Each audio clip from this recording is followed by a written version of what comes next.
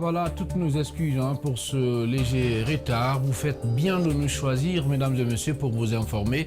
Merci de votre fidélité à Espace TV. Bonsoir, bienvenue dans cette nouvelle édition dont voici les principales articulations. À la une de l'actualité, l'UFDG et l'ANAD comptent marquer l'investiture du président Alpha Condé prévue le mardi prochain par des manifestations éclatées un peu partout à Conakry. Une démarche que partagent de nombreux militants de l'UFR. Ce samedi, les responsables du parti ont annoncé que la participation de l'UFR à ces manifestations dépendra de la décision du président Sidya Touré, précision à suivre dans cette édition d'information. Et puis, le grand reportage nous mène ce soir au Sénégal où nous partons à la rencontre des chauffeurs de la ligne Conakry-Dakar. Vous le savez peut-être déjà que les frontières terrestres sont fermées depuis près d'une année maintenant pour donc des raisons sanitaires. Et depuis près de 2 mois, les camions transportant, vous allez le voir, des marchandises sont aussi interdits de passer la frontière guinéenne par une décision des autorités Conakry. Nous ferons le point depuis Dakar donc avec notre envoyé spécial Al-Gassimou Yaliba. Nous sommes dimanche 13 décembre 2020. Encore une fois, mesdames et messieurs, bonsoir et bienvenue. À l'Assemblée générale de l'Union des forces républicaines ce samedi, le Bureau politique national a annoncé que la participation du parti à la manifestation de l'ANAD, du UFDG et FNDC dépendra de la décision du président Sidya Touré. Une fois encore, les responsables de l'Union des forces républicaines s'acharnent contre donc le président Alpha Condé qui, à leurs yeux, est un président qui dirige très mal le pays avec un déficit budgétaire marqué par les détournements en cascade. Suivez ces propos de Bakary Goyo Joumanigui. Il est l'un des vice-présidents de l'UFR, le parti que dirige Sidya Touré. Les forces de sécurité interdisent toute manifestation, mais cela ne nous concerne pas. Nous suivons les ordres de notre leader. Ce qu'il va nous dire, c'est ce que nous allons faire. Aujourd'hui, quiconque vous dit ensemble pour la prospérité partagée, qu'est-ce que vous gagnez? Nous devons redoubler d'efforts pour faire partie de cette équipe, parce que la prospérité à partager là, c'est eux seuls qui vont en profiter. Ce qui est intéressant de savoir, le prochain budget risque de ne pas être voté par les députés, et si le budget national doit être géré par ordonnance, cela veut dire que nous ne sommes plus dans une république qui se respecte. C'est comme si on était en transition. Voilà Bakary Goyo Joumanigui, l'un des vice-présidents de l'UFR. En bref et en image, un prélude justement à la manifestation du 15 décembre, jour d'investiture du président Alpha Condé, le Front National pour la défense de la Constitution, à travers sa commission d'organisation, adresse un message aux citoyens, aux opérateurs économiques, ainsi donc qu'aux forces de sécurité en Guinée, dans le souci de prévenir les risques d'affrontement liés, vous le savez, aux menaces publiques proférées par le gouvernement guinéen. Dans la soirée du vendredi 11 décembre 2020, la commission d'organisation de la manifestation éclatée du mardi 15 décembre 2020 du FNDC appelle le peuple de Guinée à renouveler son opposition totale le mardi 15 octobre au coup d'État constitutionnel perpétré par le président Alpha Condé, tout en demeurant vigilant afin de ne pas céder aux éventuelles provocations et intimidations des forces de défense et de sécurité. C'est donc le contenu de ce communiqué qui a été publié, bien entendu, ce week-end par le Front National pour la défense de la Constitution. Dans le reste de l'actualité nationale, en prélude à l'investiture justement du président Alpha Condé, mardi prochain à Conakry, les religieux, oui, se préoccupent pour la paix dans notre pays en Guinée, dans la sous-préfecture de Tounifili, située dans la préfecture de Bofa. Des prières et la lecture du Saint-Coran ont été faites pour le renforcement du tissu social et surtout la paix par l'ensemble des chefs religieux donc de la préfecture. Une cérémonie qui a enregistré, vous allez le voir, la présence du premier responsable du secrétariat général des affaires religieuses, Yena Bangoura, et Lamine Silla nous signent ce reportage. Comme prévu par le premier responsable du secrétariat général aux affaires religieuses, la lecture du Saint-Coran suit son cours normal sur toute l'étendue du territoire national.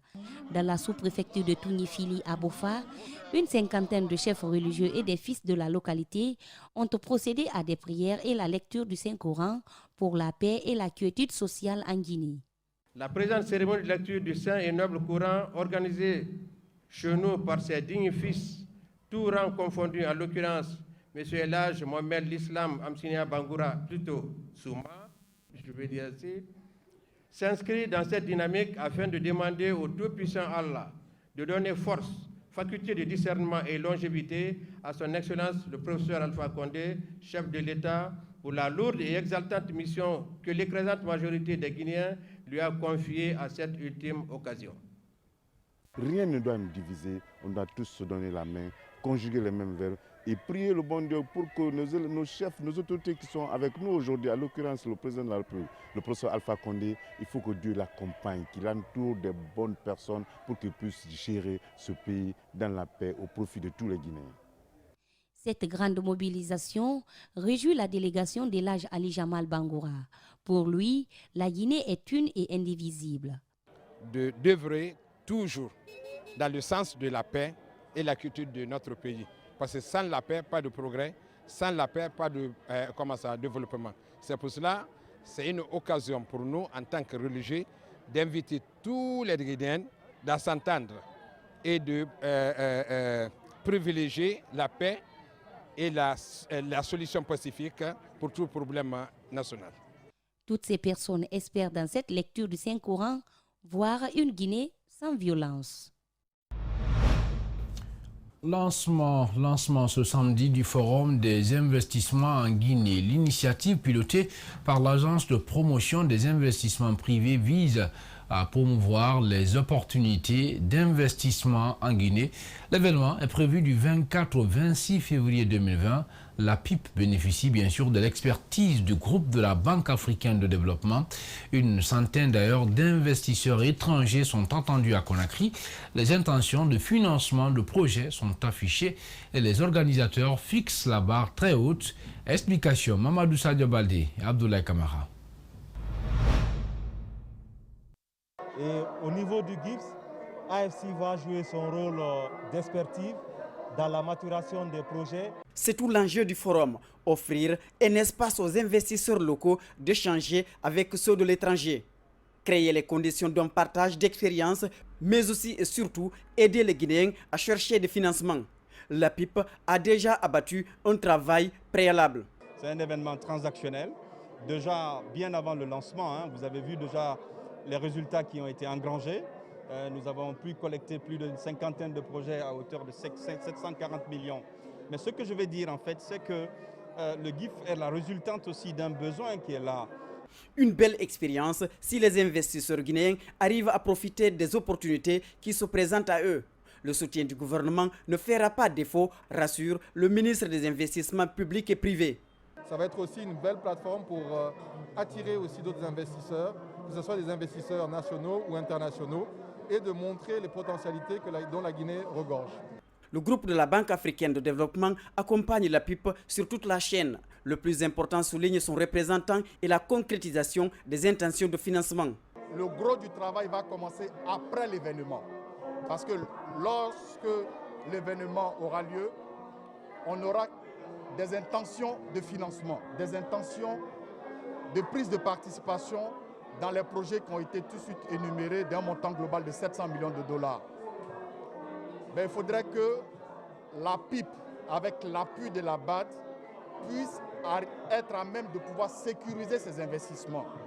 C'est en ce moment que la BAD sera aux côtés de la PIP, de par son expérience par rapport à l'African Investment Forum, et faire de telle sorte que cet événement devienne un succès en termes d'investissement effectif au niveau de la Guinée. Les jeunes sélectionnés pour participer à ce forum pourront également bénéficier d'une expertise et seront initiés dans la conception des projets et leur financement. Le manque des petites coupures se fait sentir dans la circulation en Guinée. Conséquence, vous le savez, ce sont des difficultés surtout entre chauffeurs et passagers. Comme nous l'avions annoncé dans l'une de nos éditions précédentes, le gouverneur de la Banque centrale a une version de cette situation. Le Séni donc Nabé annonce des nouvelles dispositions comme la digitalisation bien sûr de la monnaie guinéenne. Reportage Mamoudou Boulere Diallo et Abou Koria Kourma. Quand il parle de petites coupures, le gouverneur de la Banque centrale relativise. Mais même lui a tendance à oublier les petites monnaies de 1 franc, 5 francs et même 100 francs qui ont disparu depuis longtemps. La raison se situe au niveau de la valeur de la monnaie guinéenne sur le marché. Dans les banques, les clients préfèrent toujours retirer les grosses coupures, déclare Lunseni Nabi. Mais force est de reconnaître que ces petites coupures, en l'occurrence les billets de 500, les billets de 1000 qui ont glissé entre-temps dans la catégorie des petites coupures, même les billets de 2000 n'ont pas beaucoup de succès auprès du public. Ceux qui font des retraits à la Banque centrale, les gros retraits, sont intéressés par les grosses coupures. Quand vous payez avec les petites coupures, c'est comme une punition. Cette punition, comme il le dit, vous pouvez la ressentir dès que vous vous rendez sur le terrain. La BCRG est consciente de cette réalité. En termes de solutions, le gouverneur de la Banque centrale de la République de Guinée annonce la mise sur le marché de la monnaie virtuelle. Il est optimiste, mais se montre peu rassurant. Nous travaillons activement vers la dématérialisation, vers la digitalisation. Nous sommes en train de concevoir un switch national qui fera en sorte que les cartes bancaires peuvent être acceptables par toutes les banques et qu'il y a interopérabilité entre cartes bancaires et téléphonie mobile. Ça prendra encore quelques temps, mais je crois que ça va être la solution radicale. En tout cas, sachez qu'on a des petites coupures et que les banques et la Banque centrale ont beaucoup de peine à les faire mettre en circulation. En attendant cette mise à circulation de la monnaie virtuelle, des citoyens plaident pour la réduction des prix des denrées de première nécessité ou du moins uniformiser ces prix. Je vous le disais au sommaire, nous partons ce soir au Sénégal à la rencontre des chauffeurs de la ligne Conakry-Dakar. Vous le savez peut-être déjà que les frontières terrestres sont fermées depuis près d'une année maintenant pour des raisons que vous savez sanitaires. Et depuis près de 2 mois, les camions transportant des marchandises sont aussi interdits de passer la frontière guinéenne par une décision des autorités de Conakry. Mais comment les transporteurs guinéens donc vivent cette période de vache maigre? Ils se sont fait entendre au micro de notre reporter basé à Dakar, Algassi Mouyaliba. Suivez son reportage.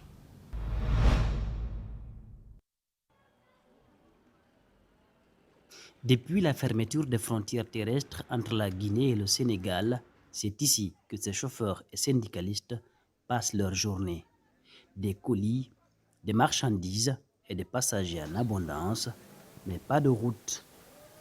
Depuis près d'une année, le coronavirus a obligé les différents États à fermer les frontières terrestres. Une période difficile pour ce transporteur.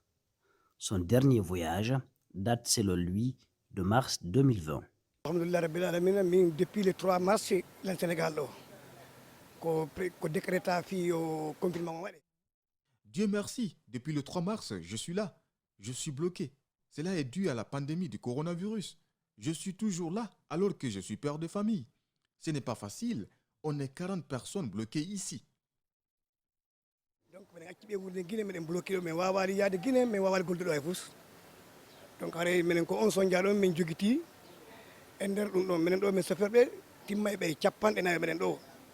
Mamadou Alphaba n'est pas le seul dans cette situation.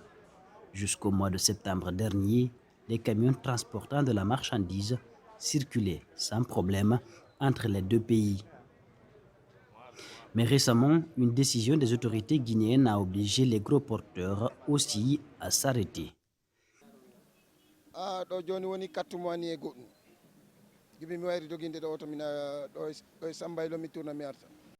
Depuis 4 mois, je ne conduis pas.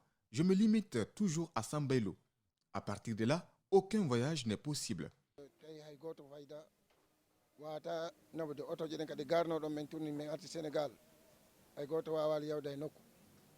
Aujourd'hui, plusieurs camions sont bloqués à la frontière guinéo-sénégalaise et ces autres remorques remplies de marchandises qui étaient sur le point de bouger pour la Guinée stationnent ici, dans cet entrepôt situé à Dakar. Ce responsable syndical des transporteurs guinéens de Dakar nous confie que plusieurs dizaines de camions sont actuellement bloqués à la frontière et une soixantaine à Dakar-Ville. Ici à Dakar, plus de 40 véhicules qui sont bloqués ici à Dakar. À Dakar, oui, au port, c'est-à-dire qui voulaient partir, qui chargeaient et la marchandise en train de pourrir aussi. Voilà, plus de 40. Au niveau de la frontière, on m'a amené plus de centaines de camions qui ont bloqué. Ce camion remorque, avec une immatriculation guinéenne, vient d'arriver ici à Dakar, à Médina, rue 25. Mais il est passé par Mali-Bamako. Un parcours difficile mais obligatoire car ces transporteurs ne vivent que de ça. Plusieurs chauffeurs ont d'ailleurs changé de ligne à cause de cette fermeture, nous confie-t-il. Il y a ceux qui voyagent à Zérékoré, d'autres à Kankan ou Bamako. Toutefois, les autres pays ont libéré leurs frontières. Mais en Guinée, pas encore.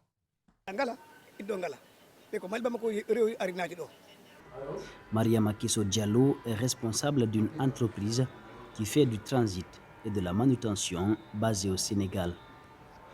Depuis la fermeture des frontières pour les gros porteurs, ses activités tournent au ralenti, mais sa société résiste grâce aux activités qu'elle mène vers d'autres pays comme la Guinée-Bissau et la Gambie.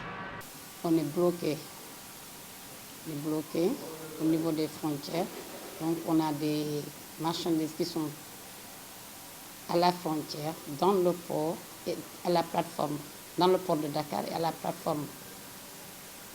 Ceux qui sont à la frontière étaient partis. On n'était pas au courant, on n'était pas informés, on n'avait pas eu de préavis. Ils sont partis, ils sont bloqués là-bas. Près de 2 mois depuis que la Guinée a interdit la circulation des camions entre la Guinée et le Sénégal, elle dit ne toujours pas savoir les raisons de cette interdiction. Pourtant, elle dit avoir une vingtaine de camions bloqués. Moi, personnellement, j'ai à peu près une vingtaine de camions. Une vingtaine de camions. Il y a des camions qui ont chargé de l'engrais. D'ailleurs, c'est eux qui m'ont d'ailleurs informé en premier lieu le 27 septembre que la frontière est fermée. Je n'étais pas au courant. Et après vérification, c'est trouvé que c'est vrai. Un blocage qui n'est pas sans conséquence.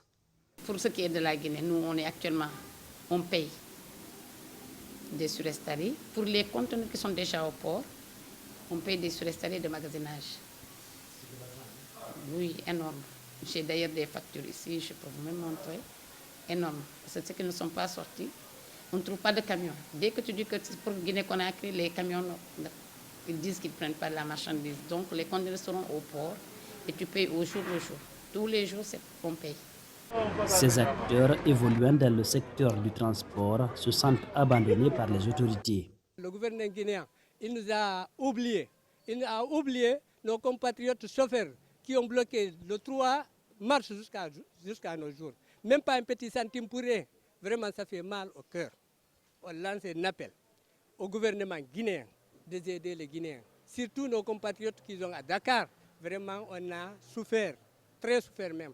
De libérer les frontières pour nous permettre de travailler ou bien de nous dire le motif du blocage. Parce que là, nous, on ne sait pas, le blocage est dû à quoi?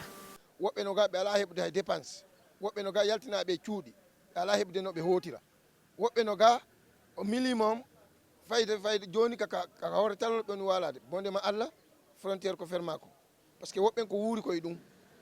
Combien sont-ils dans cette situation, qu'ils soient chauffeurs, transitaires, commerçants ou passagers?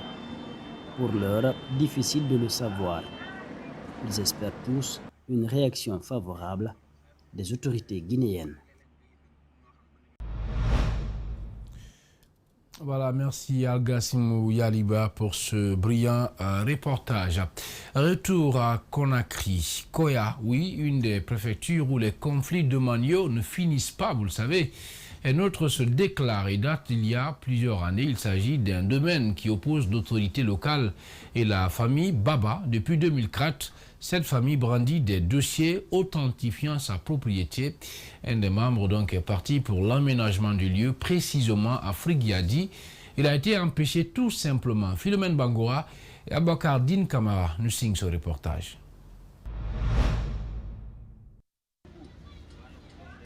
C'est un exercice fastidieux pour la famille Baba, mais ça vaut la peine, dit-elle. Depuis 2004, elle envisage des démarches pour récupérer son domaine 6 à Frigiadi. Un des membres de la famille tente de nous expliquer le bras de fer engagé avec la mairie de Koya. L'autorité locale, en effet, dit notre interlocuteur, a usé de ses moyens pour les obliger à quitter. Maintenant, c'est suite à ça que l'habitat a eu vraiment à manigancer l'habitat de Koya, tout le problème qu'aujourd'hui nous sommes en train de vivre. Quand ils sont venus, ils nous ont dit, pour un premier temps, de faire l'aménagement en 2 tranches. La première tranche a été aménagée, ça a donné 118 parcelles. Et dans les 118 parcelles, la famille n'a bénéficié que 57 parcelles. Pour comprendre encore, nous avons tenté de joindre le maire de Koya, mais en vain. Son adjoint décroche un peu plus tard. Ce dernier dit n'avoir pas connaissance du conflit qui les oppose avec la famille Baba autour d'un domaine. Pourtant, les dossiers de cette famille ont été reconnus par l'agence judiciaire. On a écrit à l'agence judiciaire de l'État, vu vraiment la situation. Et aussi, après leur expertise, vraiment, ils ont rendu un rapport. Donc, ce rapport, la lettre qu'ils ont écrite est aussi à la gendarmerie pour réitérer la lettre que le ministre Mansour Kaba a fait, reconnaissant la propriété de la famille, et aussi, au vu vraiment des choses, des pièces, ils ont rendu un rapport. Ils ont écrit à la gendarmerie qui occupait même l'endroit, que vraiment là-bas c'est pour la famille Baba. Les membres de la famille Baba récemment ont voulu aménager le lieu. Soudain, des hommes en uniforme les ont menacés, précise notre interlocuteur. L'autorité de Koya, que ce soit l'habitat avec leurs complices, vient pour installer quelqu'un. Si toutefois la famille manifeste, c'est cette gendarmerie qui est chargée d'aller interpeller la personne, lui mettre en prison, jusqu'à vraiment les travaux évoluent. Ce conflit est parmi tant d'autres à Koya qui sont loin de montrer leur épilogue. Chacune des parties est déterminée et ne veut pas lâcher prise. Et puis, la série d'invocations et de prières en faveur de la paix en Guinée a été clôturée ce samedi dans le Grand Conakry. Elle a touché les différents lieux de culte du pays. C'est une initiative du secrétariat général aux affaires religieuses. Compte rendu Diena Bangoura et Lamine Silla. Elle a débuté bien avant la tenue des élections présidentielles du 18 octobre. Cette série d'invocations et de prières a pour but de favoriser l'instauration de la paix, selon Ali Jamal Bangoura. Le secrétariat général des affaires religieuses a envisagé la lecture du Saint-Coran pour pérenniser les acquis de notre nation et pour sauvegarder la paix, la quiétude sociale et la cohésion. Des religieux sont plus que convaincus que cette lecture du Saint-Coran a permis d'apaiser les tensions entre les Guinéens, surtout en période électorale, afin d'éviter les déchirures du tissu social. Vu ce qui s'est passé dans ce pays et ce qui s'est toujours passé depuis, nous les imams, pris le Coran, nous avons lu le Coran, nous avons fait les invocations à travers les Saint-Coran. Et le Saint-Coran, aujourd'hui, nous avons vu ce que ça a donné comme résultat. Les inquiétudes qu'on avait avant les élections, les propos que certains tenaient pour menacer la quiétude sociale. Aujourd'hui, voilà que nous sommes vraiment sans problème. Et Dieu a tout résolu à travers ces invocations du Saint-Coran. Sans prière, pas de paix, pas de développement. C'est sur ces mots que le secrétariat général aux affaires religieuses invite la population guinéenne à multiplier les prières. Et puis, l'ANALA Assurance Vie, première assurance qui règle donc ses sinistrés dans les délais les plus brefs, était auprès de la famille d'un de ses clients décédés des suites de courtes maladies. Vendredi, elle a organisé une cérémonie de remise d'un chèque à la femme du défunt pour apporter bien sûr de sourire à sa famille. Antoinette Dédé Onivogui, Abakardine Kamara. C'est ici, au lycée Donka, qu'a eu lieu la remise officielle du chèque de la veuve de feu Koulifi Ndiawara, professeur de géographie du même établissement. Décédé des suites de courtes maladies, le défunt était assuré par la première compagnie digitale de Guinée, qui a donc décidé d'apporter un nouvel espoir à cette famille. L'enseignant qui a choisi ce contrat, en tout cas, a pris un contrat à l'époque. Et aujourd'hui, au moment où le sinistre est arrivé, notre devoir est d'être là, comme l'a dit notre directeur commercial tout à l'heure dans la salle, pour pouvoir respecter un engagement. C'est une question de confiance, c'est une question d'éthique, c'est une question d'honneur. En ce moment précis, nous sommes dans notre métier, d'assister les personnes dans des moments de détresse, dans des moments difficiles, par respect de leur volonté. Cette personne, tout ce qu'elle avait souscrit, toutes les garanties qu'il avait, on les a respectées jusqu'à leur échéance. Ému, l'épouse du défunt et certains de ses collaborateurs sont débordés de satisfaction.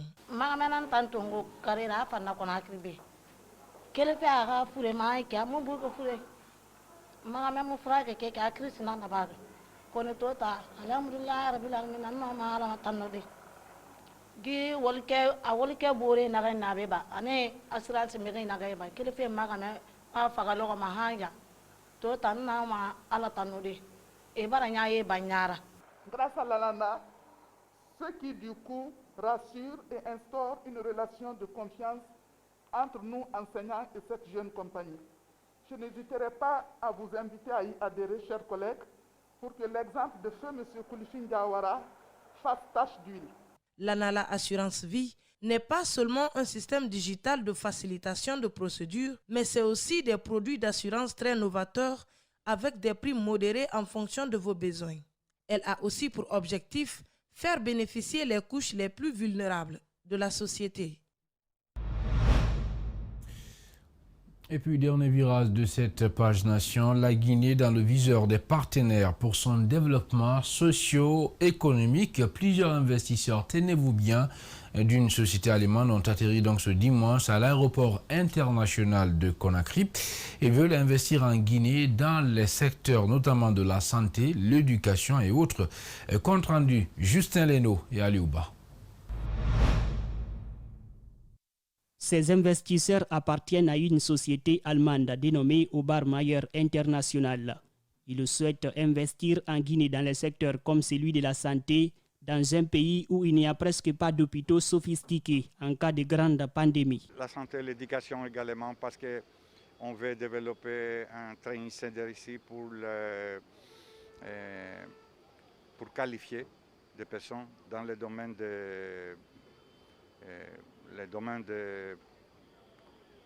du génie civil, du génie mécanique et une académie maritime. On a beaucoup. D'autres secteurs ciblés sont le transport aérien et terrestre, les mines, mais aussi les chemins de fer pour aider la Guinée à exporter ses produits. Les réseaux de chemins de fer parce que c'est sous-développé. Malheureusement, c'est sous-développé et c'est indispensable et nécessaire pour les pays bien organisés d'avoir un réseau ferroviaire bien développé. Mais pour commencer, ils souhaitent tout d'abord renforcer les banques car, disent-ils, tout investisseur a besoin de garanties. Leur arrivée en Guinée est sollicitée par le ministère guinéen de la coopération et de l'intégration économique. Donc, dans un premier temps, il y a 3 experts qui sont venus. Depuis un certain temps, si vous vous souvenez, le ministère de la coopération avait déjà informé qu'elle était en contact avec des investisseurs.